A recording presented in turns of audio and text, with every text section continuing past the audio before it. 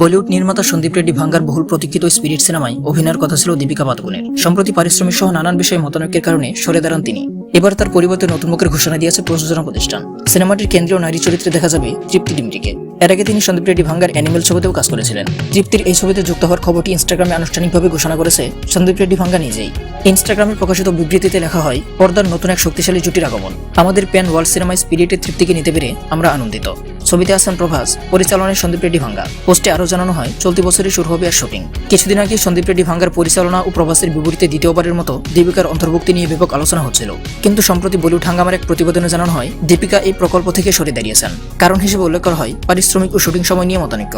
প্রতিবেদনে বলা হয়, 20 কোটি পারিশ্রমিক এবং তেলুগু ভাষায় নিজে ডাব না করার শর্ত দিয়েছিলেন। সম্প্রতি এক সাক্ষাৎকারে দীপিকা জানান, তিনি এখন মাতৃত্ব পুরোপুরি উপভোগ করছেন। এক পরিচালক তার সঙ্গে দেখা করতে চেয়েছিলেন, কিন্তু কন্যার সঙ্গে সময় কাটাতে চাওয়ায় তিনি সময় দিতে পারেননি। তখন পরিচালক বলেছিলেন, ও তো মনে হচ্ছে মাতৃত্বটা খুব সিরিয়াসলি নিচ্ছে। তো বন্ধুরা, প্রভাস তৃপ্তির এই জুটি দেখার জন্য তুমি কি এক্সাইটেড? কমেন্ট করে জানাতে একদমই ভুলবে না।